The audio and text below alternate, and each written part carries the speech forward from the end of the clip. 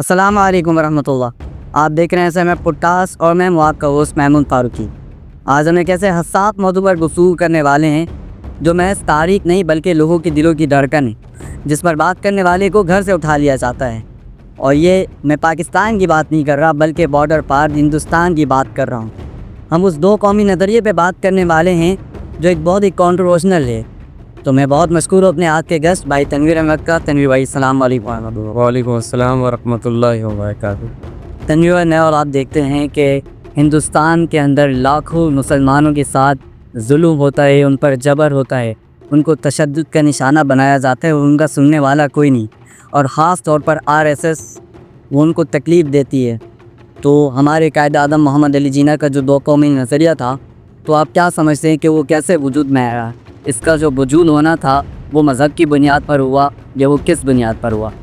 السلام علیکم ورحمۃ اللہ وبرکاتہ۔ سب سے پہلے جناب محمود فاروقی صاحب میں آپ کا شکریہ ادا کروں کہ آپ نے اس ایک حساس موضوع اور خاص طور پہ حساس موضوع یہ بارڈر پار اس ملک کے لیے ہے، یہ موضوع کہ جس ملک کے لیے لاکھوں نہیں کروڑوں لوگوں نے جو ہے نا جانے دی جی۔ اور ہمارا آج کا موضوع چونکہ دو قومی نظریہ ہے، دو قومی نظریہ بیسکلی طور پہ دو اقوام کے مابین، اس کے اندر یوں کہہ سکتے ہیں آپ، سب سے پہلے تو مذہب کی بنیاد جی۔ جس طرح ہندوستان کے ایک بہت بڑے عالم دین جن کو پوری دنیا جانتی ہے، مولانا اشرف علی تھانوی رحمۃ اللہ، ان کے الفاظ ہیں کہ پاکستان کا مطلب کیا، لا الہ الا اللہ ہے، اور پاکستان کا مقصد کیا، محمد رسول اللہ۔ اس کلمے کی بنیاد پہ اس ملک کو آزاد کیا گیا، اور اس کے لیے لاکھوں جانوں نے اپنی کوششوں سے عزیز فرمانیہ دی اور 92 کروڑ لوگوں نے۔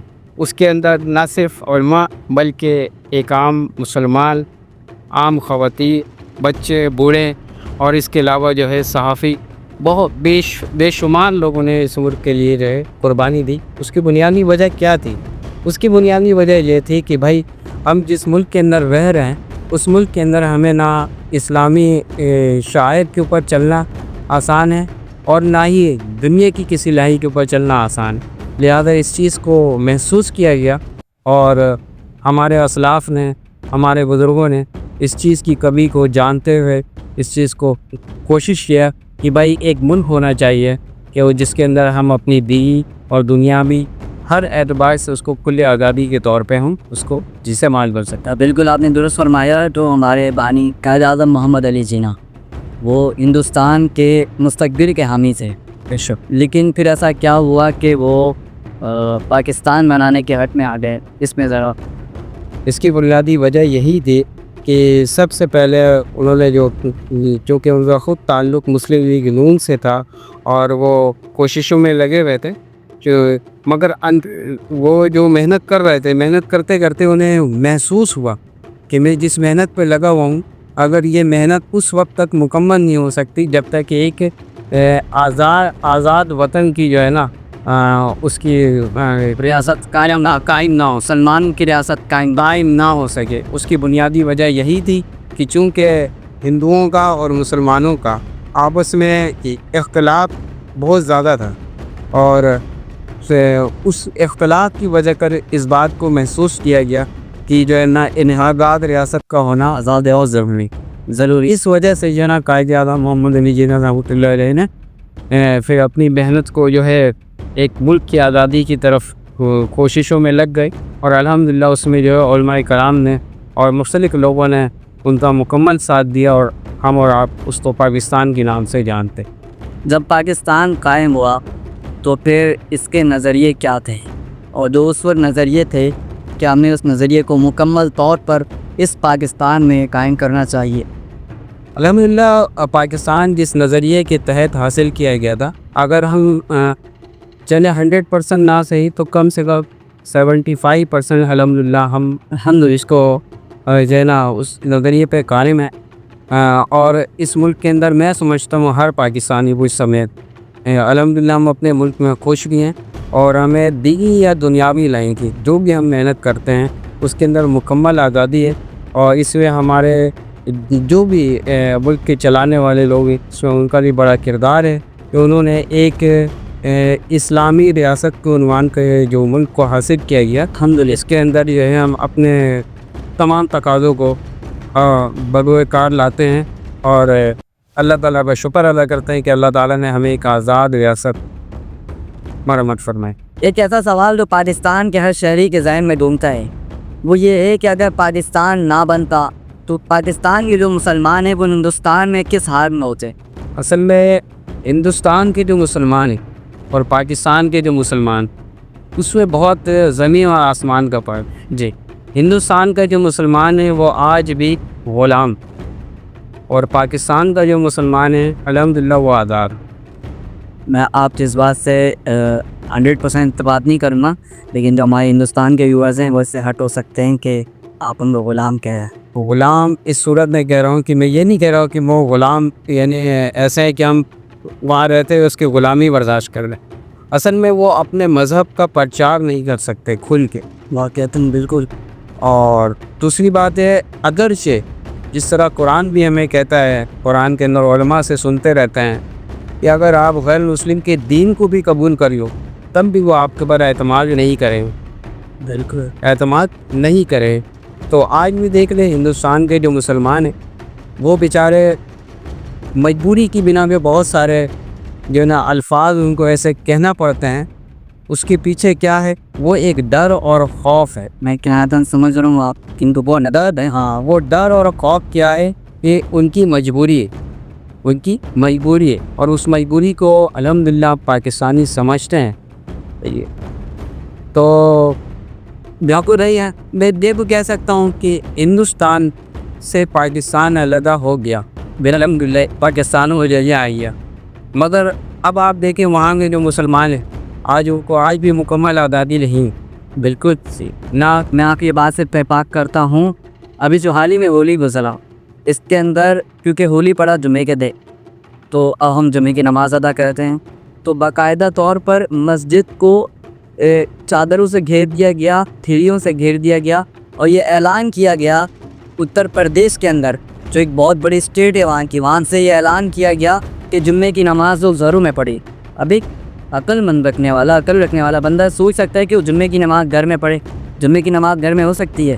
اب یہ بتائیں کہ جمعے کی جو بھی ایکٹیویٹیز ہوتی ہیں، خطبہ، اس کے بعد بیان وغیرہ، پھر جمعے کی نماز باجماعت، اب وہ یوں ہی ٹکلا، میں اس کو ٹکلا کہوں، یقین جانیں میں مجبوری نہیں یہ الفاظ استعمال کر رہا ہوں۔ وہ کہتا ہے کہ جمعے کی نماز آپ گھر میں پڑھیں، یعنی کون سا سینس ہے؟ آپ کو اپنی عبادت کرنی، آپ اپنے مندروں میں کرو، اب اپنے چرچوں میں کرو، ہم نے آپ کو کبھی منع نہیں کیا، اب ہماری مسجدوں سے کیوں منع کر رہے ہو؟ ہمیں اپنی عبادتوں سے کیوں روک رہے ہو؟ اسی وجہ سے میں آپ سے کہہ رہا ہوں کہ مسلمان آج بھی وہاں پہ آزاد نہیں ہے۔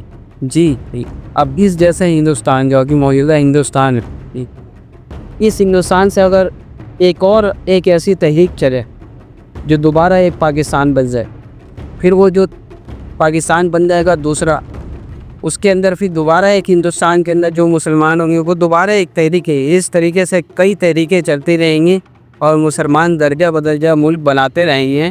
یہ پاکستان 1، پاکستان 2، پاکستان 3 بنتا رہے گا، مگر پھر بھی وہاں کے مسلمانوں کو وہ طاقت، وہ قوت اور وہ یعنی کہ ان کو عزت نہیں مل سکتی۔ ریاست نے ہمیں دیا، الحمدللہ ہمیں ہمارے پاکستان نے جو ہمیں عطا فرمایا وہ ہمیں کسی بھی لبرل اور سیکولر کنٹری میں نہیں مل سکتی۔ RSS اور نریندر مودی کی حکومت نے جو نفرت پھیلائی ہے، گودی میڈیا نے جو نفرت پھیلائی ہے، تو آپ کیا سمجھتے ہیں کہ مسلمان اور ہندو یہ دونوں الگ قوم ہے؟ کیا یہ واقعتاً ایک متحد قوم ہو سکتی ہے؟ اس پر آپ کا کیا نظریہ ہے؟ نہیں، یہ کبھی نہیں ہو سکتی۔ وجہ ہے کہ اگر کسی درجے میں بھی یہ دونوں قومیں ایک جگہ اگر اکٹھی ہو سکتی ہوں مل پر، تو ہمارے جو ہمارے اسلاف گزرے ہیں، جو بھی گزرے ہیں، جو انہوں نے محنت کی، جیسے قائد اعظم محمد علی جناح رحمۃ اللہ علیہ ایک بیرسٹر تھے اور انہوں نے محنت کی، ان کے پیچھے لاکھوں کروڑ علماء کرام، پھر جو نا صحافی، پھر اس کے علاوہ جو ہے نا ہر میدان کے لوگ، انہوں نے اس بات کی کمی کو محسوس کیا کہ کسی صورت بھی ہمارا ہندوستان کے اندر رہنا یہ مناسب نہیں، اس وجہ سے انہوں نے اپنے آباء و اجداد، اپنے آنے والی نسل کے بارے میں سوچا انہوں نے ایک آزاد ریاست کر. تو آج بھی اگر کوئی یہ سمجھتا ہے کہ وہاں ہم رہتے ہوئے ہم اس چیز کو پا لیں تو میں سمجھتا ہوں نیور، کبھی ایسا نہیں ہو سکتا.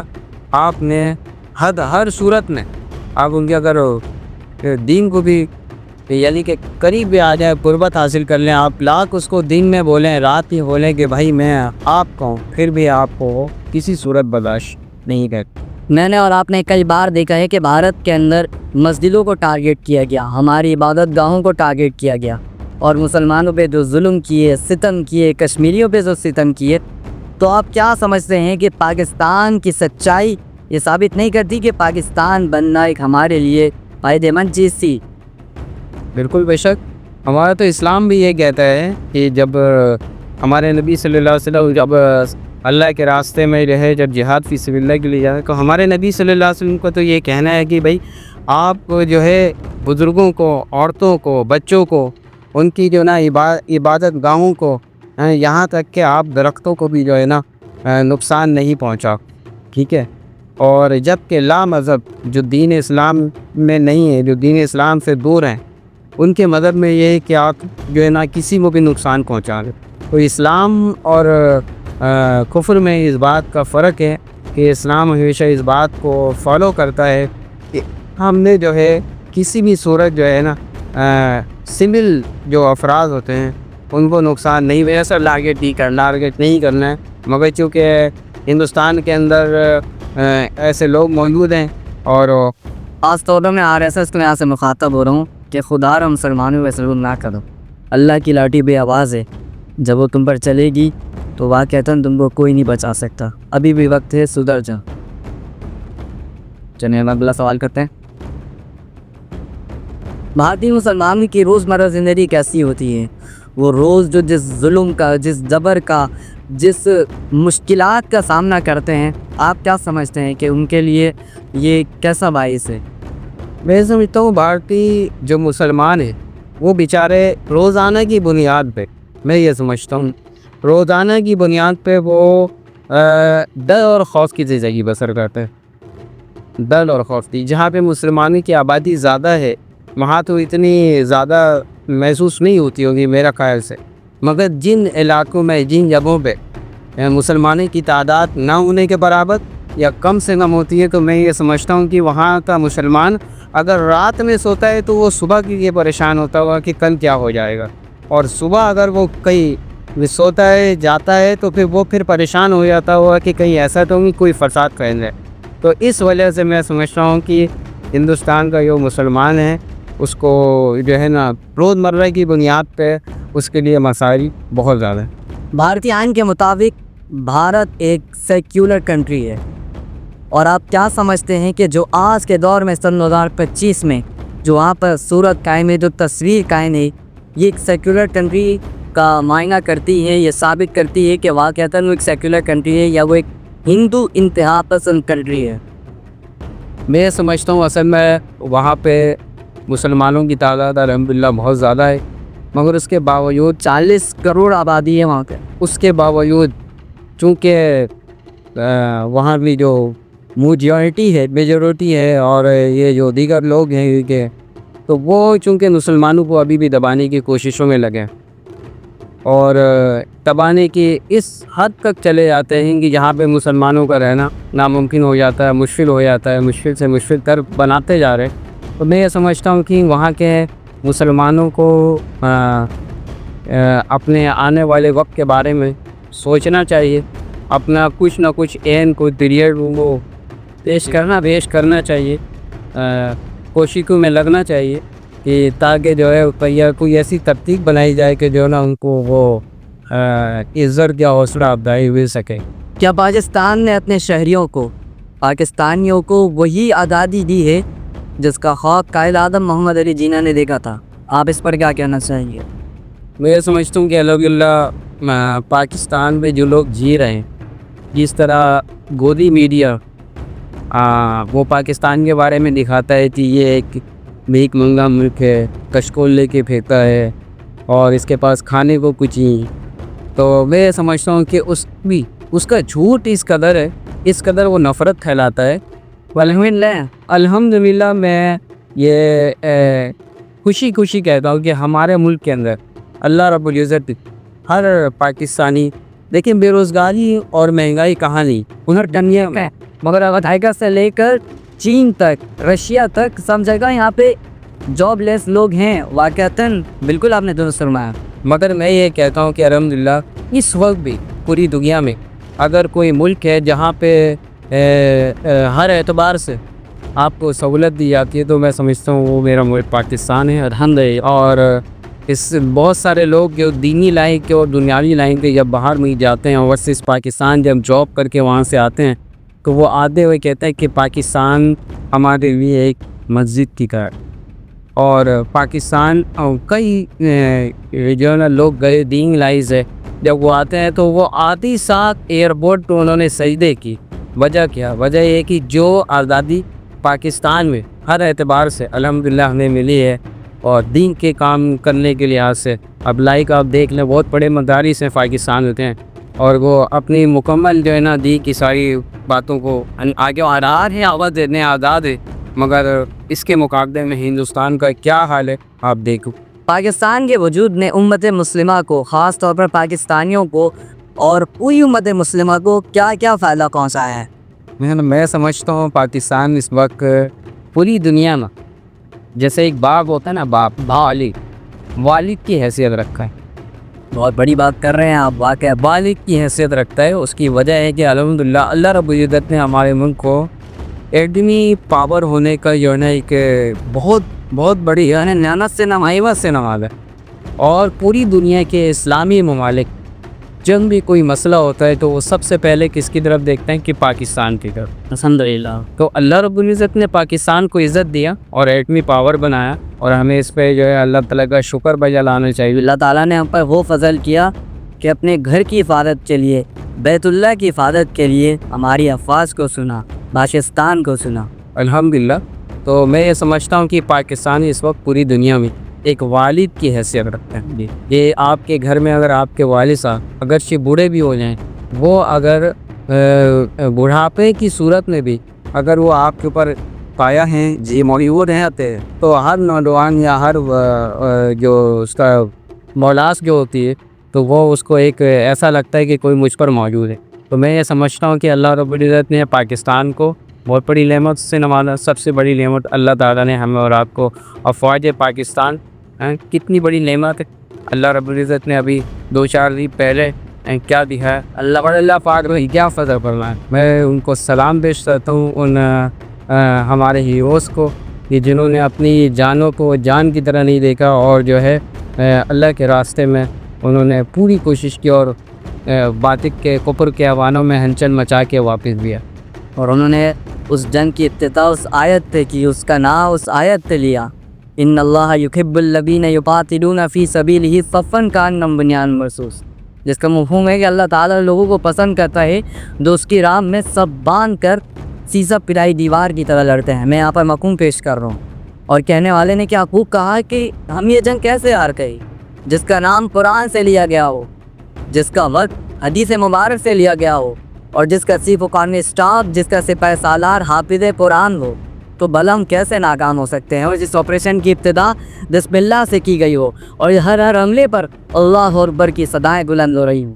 ابھی آپ نے پاکستان کے ایک باغ کا ٹائٹل دیا، اور ایک بہت بڑا ٹائٹل ہے، میں آپ کی بات سے 100% ایگری کرتا ہوں، لیکن اب ایک اور سوال یہاں پر پیدا ہوتا ہے کہ پاکستان اسلامک کنٹریز کا، اسلامی ممالک کا لیڈر بن سکتا ہے، اور اگر نہیں بن سکتا تو کیا کیا کمی رہ جاتی ہے اور کہاں کمی رہ جاتی ہے؟ آپ اس سے کہہ رہے کہ لیڈر بن سکتا، میں سمجھتا ہوں اس وقت پاکستان پوری دنیا کا لیڈر ہے، اسلامک کنٹری ہے، بے شک لیڈر ہے۔ اللہ رب العزت نے پاکستان کو وہ طاقت، وہ قوت، وہ توانائیاں، وہ ساری چیزیں دی ہیں۔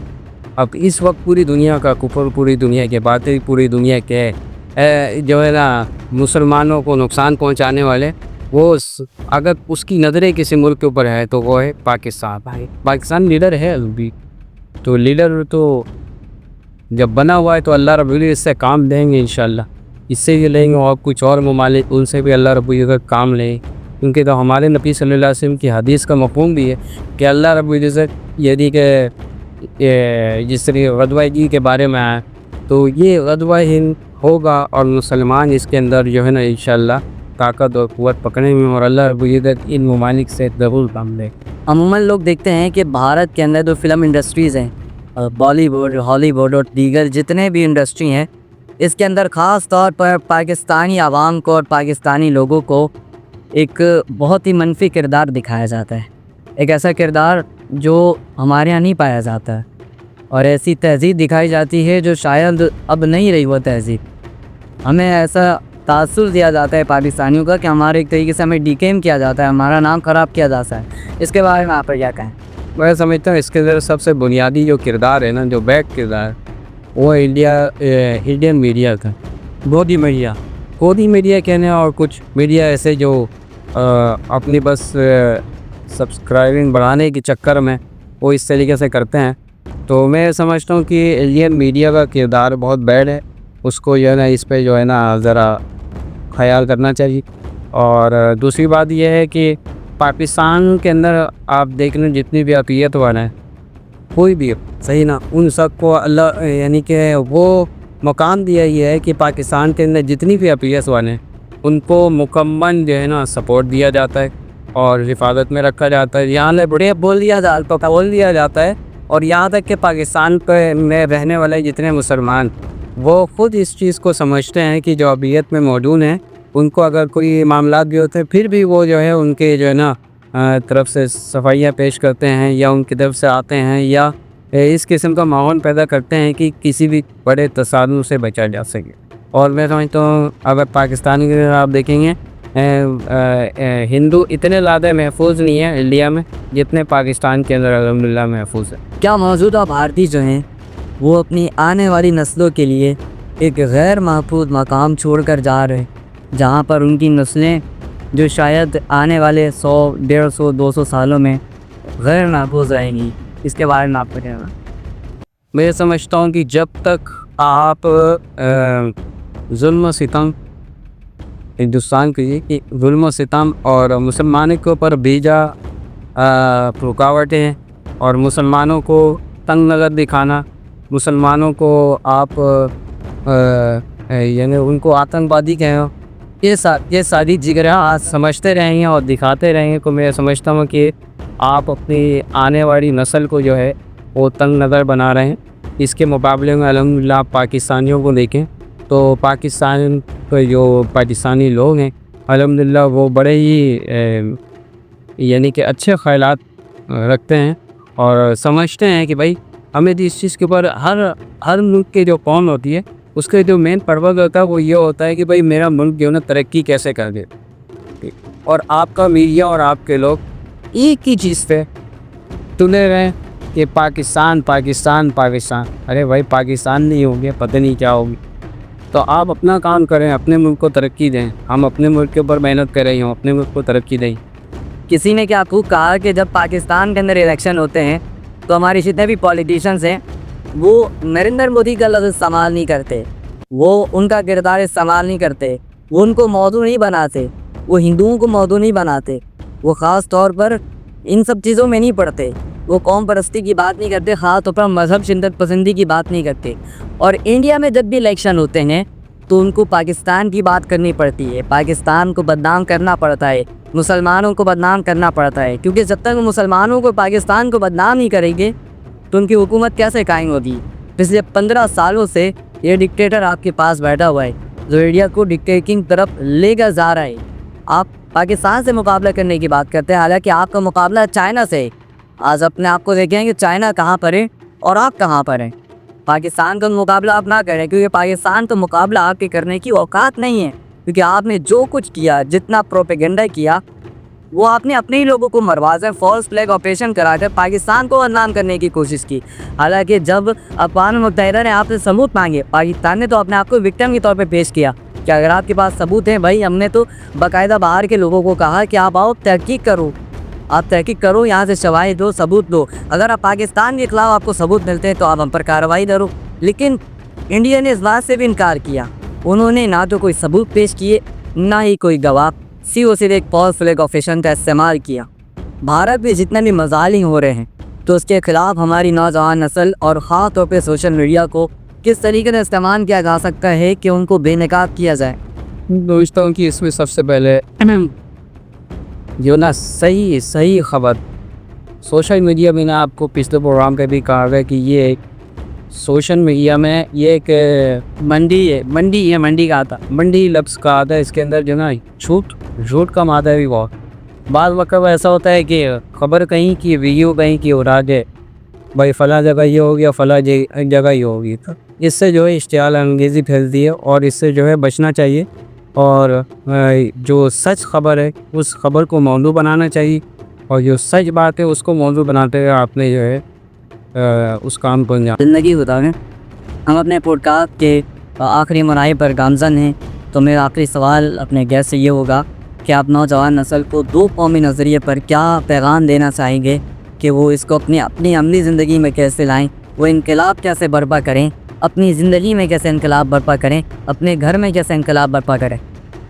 میں سمجھتا ہوں دیکھیے سب سے پہلے ہمارے جو نوجوان ہیں ان نوجوان کو جو ہے نا چاہے مجھ سمیت ہمیں اپنے اسلاف کے بارے میں اسٹڈی کرنا پڑے گا. قائد اعظم کیا تھے ان کے جو ہے سوچ کیا تھی پاکستان کے بارے میں. علامہ اقبال رحمۃ اللہ علیہ نے پاکستان کے بارے میں خواب دیکھا. اس کے علاوہ ادروائز بہت سارے ہمارے اسلاف ایسے چاہے وہ دینی ہو دنیاوی اس ملک کا جو ہے پرچم کشائی کرنے والے مولانا شبیر احمد عثمانیٰ شبیر احمد عثمانی. تو ہمیں اپنے اسلاف کے بارے میں اسٹڈی کرنا بہت ضروری ہے اور پاکستان کو جو بھی دنیا میں جس قسم کی بھی ترقیاں ملتی ہیں وہ ملنے کے بعد ہم نے اس پہ جشن نہیں منانا ہے بلکہ ہم نے اس پہ شکر منانا. الحمدللہ کہتے ہیں کہ شکر جو نا وہ مسلمان مناتا ہے, شکر مسلمان کرتا ہے اور جشن جو ہے نا وہ شیطان.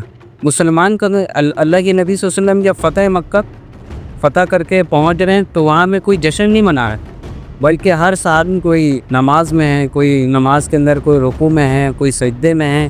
وہ اپنی ساری جو نا محنت اور طاقت اور جو بھی انہوں نے محنت کی وہاں پہ فتح مکہ کے دوران تو وہ اس کی جو نا سب کچھ وہ اللہ تعالیٰ کی طرف منسوب کر رہے ہیں کہ اللہ آپ نے کیا. تو میں یہ سمجھتا ہوں کہ اللہ رب العزت جو بھی پاکستان کو نعمتوں سے نواز رہے ہیں تو ہمیں جو ہے شکر اللہ تعالیٰ کا کرنا چاہیے, خاص طور پر نوجوان طبقہ کا کیونکہ وہ ابھی نوجوانی کے عالم میں ہیں. تو کوئی ایسا کام نہ کریں کہ جس سے جو ہمارے ملک کی بدنامی ہو اور ہماری بدنامی ہم سب کی بدنامی. تو شکر ضرور کرنا چاہیے کہ اللہ رب العزت نے پاکستان کو وہ مقام. امید کرتا ہوں کہ آپ ہماری آج کی گفتگو پسند آئی ہوگی. ہماری آج کی گفتگو ہمیں یہ احساس دلاتی ہے کہ پاکستان کا قیام صرف ایک حادثہ نہیں تھا بلکہ اللہ تعالیٰ نے پاکستان کو وجود میں لانا تھا کہ غزوہ ہند وجود میں آنا ہے, غزوہ ہند ہونا ہے. آج نہیں, کل نہیں, پرسوں نہیں, 100 سال نہیں, بعد ایک نہ ایک دن غزوہ ہند ہونا ہے اور ہمیں اس کے لیے تیار رہنا ہوگا. ہمیں اپنی کمر کو مضبوط کرنا ہوگا. تو اگر آپ کو ہماری ویڈیو کا کوئی بھی پارٹ اچھا لگا ہو تو اس پارٹ کو کمنٹ باکس میں ضرور شیئر کریں اور ہمارے چینل کو سبسکرائب کریں اور ہمارے بیل آئیکن کو ضرور پریس کریں.